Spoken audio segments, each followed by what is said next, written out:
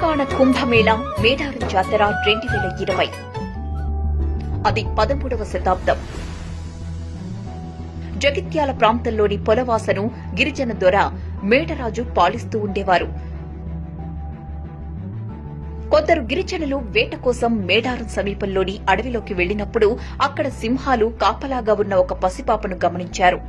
గిరిజన దొర మేడరాజు ఆ పాపను దైవ స్వరూపంగా భావించి సమ్మక్క అని నామకరణం చేసి అల్లారు ముద్దుగా పెంచసాగారు.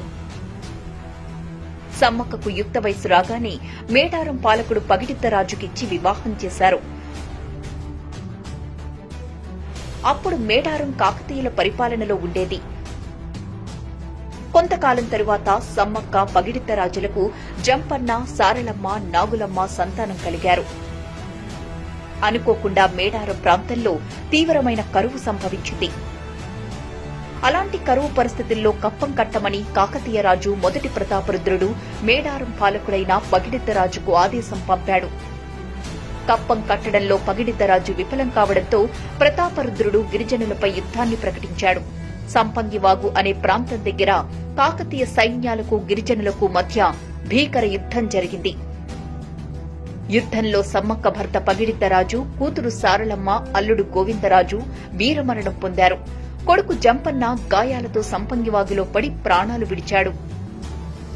తన భర్త, కొడుకు, కుమార్తె, అల్లుడు మరణించారన్న వార్త విన్న సమ్మక్క యుద్దరంగానికి వచ్చి కత్తులు, బల్లాలతో విరుచుకుపడింది.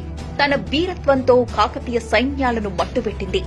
సమ్మక్క అసమాన ధైర్య సాహసాలకు ఆశ్చర్యపోయిన ప్రతాపరుద్రుడు పశ్చాత్తాపం చెంది ఆమె భక్తుడిగా మారిపోతాడు. తీవ్రంగా గాయపడిన సమ్మక్క చిలుకల గుట్ట వైపు వెళుతూ అదృశ్యమైంది. సమ్మక్కను వెతుక్కుంటూ వెళ్లిన గిరిజనులకు చిలుకల గుట్టలోని నాగవృక్షం కింద ఒక కుంకుమ భరణి కనిపించింది. అప్పటి నుండి ఆదివాసీ గిరిజనులు తమ జాతిని రక్షించడంలో సమ్మక్క, సారక్కలు చూపిన శౌర్య పరాక్రమాలకు ప్రతీకగా ప్రతి 2 ఏళ్లకొక్కసారి మాఘమాసంలో మేడారం జాతర నిర్వహిస్తున్నారు. మేడారం జాతర మొదటి రోజున కన్నెపల్లి నుంచి సారలమ్మను గద్దెకు తీసుకొస్తారు.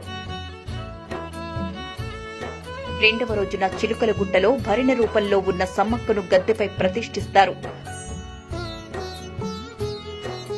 3వ రోజున అమ్మవార్లు ఇద్దరూ గద్దెలపై కొలువు తీరి భక్తులకు దర్శనమిస్తారు. 4వ రోజు సాయంత్రం ఆవాహన పలికి దేవతలిద్దరినీ తిరిగి వనప్రవేశం చేయిస్తారు. వంశపారంపర్యంగా వస్తున్న గిరిజనులే పూజారులు కావడం ఈ జాతర ప్రత్యేకత. తమ కోరికలు తీర్చమని భక్తులు అమ్మవార్లకు బంగారాన్ని నైవేద్యంగా సమర్పించుకోవడం ఇక్కడి ఆనవాయితీ. సుమారు 1 కోటికి పైగా భక్తులు తరలివచ్చే ఈ మేడారం జాతర ఆసియాలోని అతిపెద్ద గిరిజన జాతరగా ప్రసిద్ధిగాంచింది. రండి, మేడారం జాతరను అంగరంగ వైభవంగా జరుపుకుందాం. అమ్మవార్ల చల్లని దీవెనలను పొందుదాం. మేడారం జాతరను ప్లాస్టిక్ రహితంగా జరుపుకుందాం.